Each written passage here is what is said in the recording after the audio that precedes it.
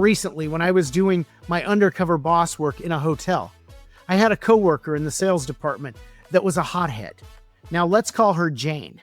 Jane and I had to work together because I was in charge kind of on the back end with our internal folks of executing events. And Jane was in charge of working on the sales side with the customer on events. So I was in charge of, internally cooks and bartenders and servers and that type of group.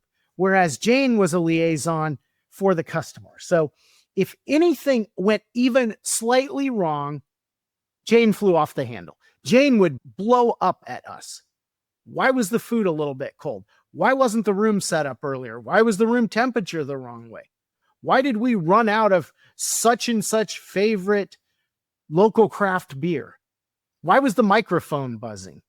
And Jane could be extremely rude and abrupt with our team. But do you know what? Do you know what Jane was passionate about?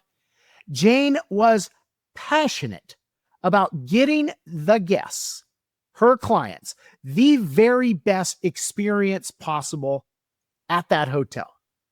And while sometimes Jane crossed some lines when she got all fired up, the reality is we can work on some of those soft skills of how do you relate to people? How do you get them to be on your team and improve, but without blowing up or demeaning?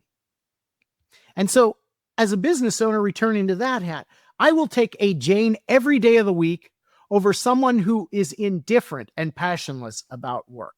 And so often you see that. Just the people who they really don't care. They come in, they see things go awry, or maybe they even get, jerked around, and they're like, what are you going to do? The world's against me.